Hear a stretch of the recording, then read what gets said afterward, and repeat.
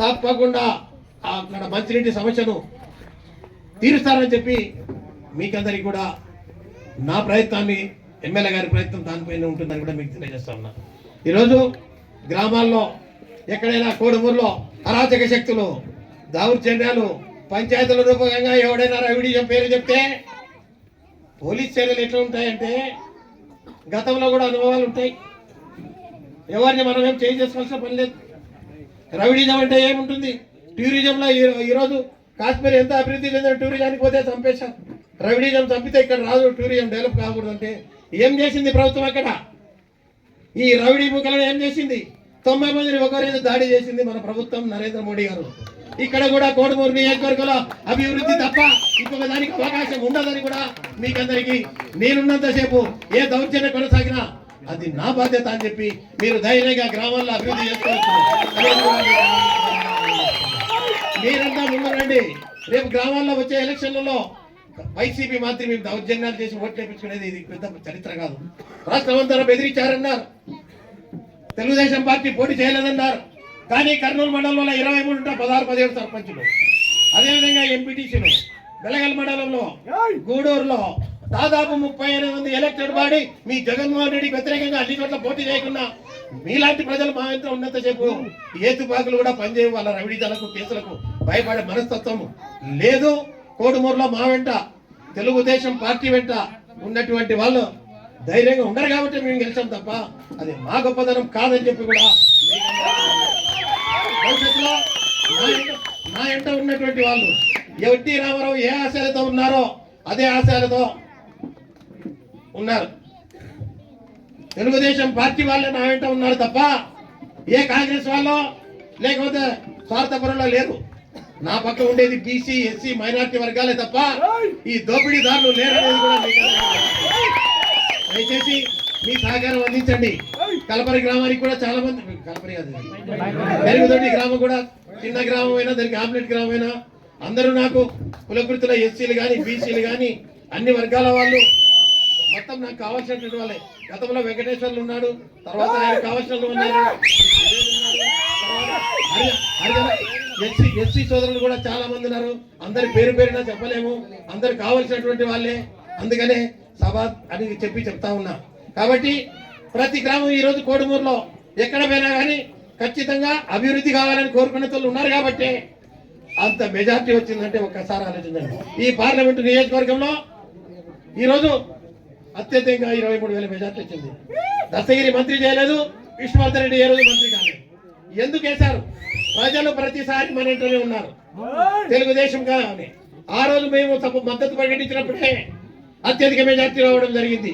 93 కూడా విష్ణువర్ధన్ రెడ్డి మద్దతులోనే ఒక కోడుమూరు 32,000 వచ్చింది తప్ప కాదనేది కూడా మీకు చెప్తాను. అదేవిధంగా మీరు నా ఎంట వచ్చినటువంటి వాళ్ళు ఎవరైనా కానీ తెలుగుదేశం వాళ్ళే ఉంటారు. భవిష్యత్తులో కూడా రేపు రాబోయే ఎన్నికల్లో ఏ దౌర్జన్య విధానం లేకుండా అధికారంలో చంద్రబాబు నాయుడు దౌర్జన్యం చేసి గెలిపించినాడు అనేది కాకుండా మీరు గ్రామాల్లో సర్పంచ్ ఎలక్షన్లు గెలవండి. ఎవరైతే సర్పంచులు మీ చేతిలో ఉంటారో అభివృద్ధి మీ చేతిలోకి వస్తుంది. కాబట్టి ఏ గ్రామంలోనైనా అవసరమైనప్పుడు ఎవరు వచ్చినా పలికే మనస్తత్వం ఉన్నటువంటి వాళ్ళని, కానీ ఈ పని కాలేదంటే చేయాల్సినటువంటి పని మేము చేయలేని పనిని ఇంకొక నాయకుడు చేస్తాడనుకుంటే అది మాత్రం వచ్చి భ్రమ. నేను ఏదో అది ఎవరైనా మన దగ్గరికి వస్తే నా మనస్తత్వం ఏంటంటే ఏదో మన మాట జరుగుతుంది కాబట్టి వాడికి సాయం చేయాలని. కాలేజీ వాడొచ్చినా, స్కూల్ వాడొచ్చినా, పేదవాడొచ్చినా నా శక్తికి దన్న వరకు నాకు ఉన్నటువంటి శక్తిని ఇంకొకరికి రిజర్వేషన్లో పెట్టను. అప్పటికి వస్తే అప్పుడే ఏదో ప్రయత్నం చేసి చెప్తాను. ఆ మనస్తత్వంతోనే పోతా ఉన్నా. కాబట్టి నాకు ప్రభుత్వంలో ఉన్నప్పుడు ఎన్నో తప్పుడు కేసులు పెట్టారు. మీరంతా నా ఎంట నడిచినందుకు ఇక్కడి నుంచి కూడా మీ గ్రామాలు కులకృతి గ్రామాల నుంచి కూడా వందలాది మంది రావడం జరిగింది. నన్ను అరెస్ట్ చేసినప్పుడైతేనేమి, మీటింగ్లకు అయితేనేమి, ఇంకోటి అయితేనేమి ఈ రోజు కోడుమూరు మండల గ్రామాల నుంచి ఇదే కాదు ఇదే ఆదరణ ఉల్చాల మెదలు పెట్టుకొని ఈ రోజు పోతే ఎక్కడ చూసినా ప్రజలు భోజనాలు కానీ మంచినీళ్ళు కానీ అడగకుండా ఎవరికి పెట్రోల్ పోయలేదు, డీజిల్ పోయలేదు, దండకు డబ్బలు ఇవ్వలేదు. కానీ మీరు ఎన్నోసార్లు మీరు ఖర్చు పెట్టుకుంటున్నారు, మీకు ఖర్చు పెట్టుకుంటున్నారు. బాధకరమైన ఇదే మా దగ్గర నుంచి మీకు పూర్తి సాయం అందించలేకపోతున్నాం. చేయాలనే ఉద్దేశం సంకల్పంతోనే ఉంటుంది. భవిష్యత్తులో ఏ అవకాశం వచ్చినా మేము చివరి వరకు మీ పక్షాన్నే ఉంటాం తప్ప నా స్వార్థం కొరకు నాకు అధికారం రావాలనే ఏ రోజు కూడా ప్రయత్నం చేయడం. మంచి ఎమ్మెల్యే వచ్చాడు, గ్రామాల్లో కక్షలు పెట్టే ఎమ్మెల్యే, గ్రూపు తగాదాలు లేనటువంటి వ్యక్తి. చెప్తున్నా కదా, మళ్ళీ కూడా చెప్తున్నా, భవిష్యత్తులో అటువంటి ఎమ్మెల్యే ఉండాలి అని ప్రయత్నమే నా భాగం తప్ప, లేకపోతే నేనే రేపు జరిగినా రేపు మళ్ళీ డీలిమిటేషన్ జరుగుతుంది. కోడుమూర్ల దాంట్లోకి తప్పకుండా ఒక ఎస్సీ కాన్స్టిట్యూన్సీ రావాల్సిందే. ఏ మండలాలు పోతాయో ఏమి పోతాయో భగవంతుడికి తెలియాలి, భూమికి తెలియాలి, ప్రజలకు తెలియాలి. ప్రజలు మాత్రం కోడుమూరు నియోజకవర్గంలో ఈ రోజు 4 మండలాల్లో అభివృద్ధిగా చూస్తున్నారు తప్ప ఈ రోజు భయంతోటి గ్రామంలో చెప్తున్నా, దేవుడు ఎదురుగా చెప్తున్నా. గతంలో కొన్ని పొరపాట్లు జరిగినచ్చు, తెలిసో తెలియకనో. వీళ్ళు సంక్షేమానికి ఉన్నారా, గ్రామంలో రౌడీజాన్ని పెట్టి వాయిదాలకు తీసుకున్నారా ఆలోచించారు. నేను రౌడీజానికి వ్యతిరేకంగా ఉన్నా తప్ప దౌర్జన్యాలు ఎమ్మడిపోలేదు. దయచేసి మీరు బాగా ఆలోచించండి. రేపు భవిష్యత్తులో ఈరోజు మీ కోడుమూరు మండలానికి ఎంత విలువ ఉందంటే, ఈరోజు కోడుమూరు మండలంలో తెలుగుదేశం పార్టీకి ఎంతో మంది వెన్నుపోట్లు వచ్చిన ప్రజల్లో చంద్రబాబు నాయుడు పైన ఎంత విశ్వాసంతో ఓటు వేశారో, చంద్రబాబు నాయుడు గారు కానీ, లోకేష్ గారు కానీ, ఎమ్మెల్యే దస్తగిరి గారు కానీ, నేను నా విషయం నేను చెప్పాల్సిన పని లేదు. పూర్తి స్థాయిలో కోడుమూరు మండలాన్ని తీర్చిదిద్దాలని సంకల్పంతో కోడుమూరు నియోజకవర్గం కాదు, కోడుమూరు మండలాన్ని ప్రతి గ్రామంలో కూడా వీలైనంత వరకు ప్రయత్నం చేస్తాను. గతంలో కూడా పట్టకృష్ణ ఉన్నాడు, దస్తగిరికి అయితే సాయం చేశాను. నేనేం చేయలేదనేది కాదు, ప్రజలు ఆలోచించాలి ఎవరికి ఓటేయాలని.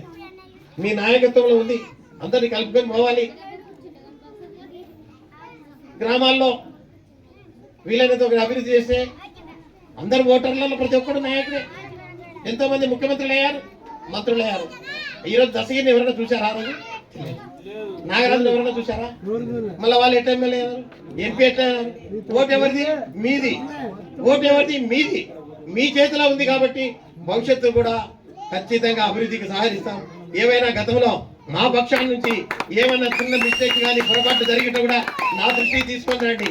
అది న్యాయంగా నిజంగానే నేను అన్యాయం చేసింటే రెక్టిఫై చేసుకుంటాం ఏమన్నా. అంతేగాని నా సైడ్ నుంచి 100 రూపాయలు అన్యాయం చేయాలని కానీ ఇంకొకటి కించపరచాలనే ఉద్దేశం ఉండదని చెప్పి మీరంతా కూడా గ్రహించి ఈరోజు పోలీసు వాళ్ళు కూడా పూర్తి స్థాయిలో ప్రభుత్వానికి అండగానే, అంటే ధర్మం పక్షాన్ని, అన్యాయమైనటువంటి వాళ్ళని ఎవరిని సహించే పరిస్థితి లేదని చెప్పేది మీ కోడూరు మండలం కూడా మీకు కూడా తెలుస్తూ ఉంటుంది, పత్రికా వాళ్ళకు కూడా తెలుసుకుంటుంది. కాబట్టి మీరు దయచేసి చంద్రబాబు నాయుడు నాయకత్వాన్ని బలపరిచి మళ్ళీ 10 సంవత్సరాలు చంద్రబాబు నాయుడు, లోకేష్ గారు, పవన్ కళ్యాణ్, నరేంద్ర మోడీ గారి నాయకత్వంలో మన రాష్ట్రం పోతేనే తప్ప రేపు రాజధాని ఉండదు. ఎవరైనా పోతే రాజధాని ఎక్కడ అంటే చెప్పే పరిస్థితి లేకుండా అయింది. కాబట్టి ఎందుకంటే ఆలస్యమైంది, దయచేసి క్షమించండి. పొద్దున్న నుంచి చాలా మందిని ఇబ్బంది పెట్టాం, లేట్ అయిందన్నది ఎవరే అనుకోకుండా మీరు చూపించినటువంటి ప్రేమ ఆధారాలకు ప్రతి ఒక్కరికి, కోడుమూరు నియోజకవర్గంలో ఉన్నటువంటి వాళ్ళకు, కోడుమూరు మండలంలో మాతో సహకరించి పనిచేసినటువంటి, శ్రమ చేస్తున్నటువంటి వాళ్లకు ప్రత్యేకమైన ధన్యవాదాలు, కృతజ్ఞతలు తెలియజేస్తూ సెలవు తీసుకుంటున్నాను. అదేవిధంగా రేపు మండలాల్లో మనం 12 రోజులు అయిపోతుంది. కోడూరు మండలంలో కూడా ఒక కేకు, ఒక స్వీటు పంచాయతీ కార్యక్రమం కూడా ఏర్పాటు చేసుకోండి. ఎందుకంటే మీరే కేకులకే లక్షలు కావు, కానీ మీరొద్దు. నేనే 4 మండలాలకు పంపిద్దాం అనుకున్నా, పెట్టించినప్పుడు ఆడ అందరికి పోయి ఆ కేక్ కట్ చేసి మీరు ఇది జరుపుకోవాలని చెప్పి కూడా ఈ వేదిక నుంచే మీకు జై చంద్రబాబు.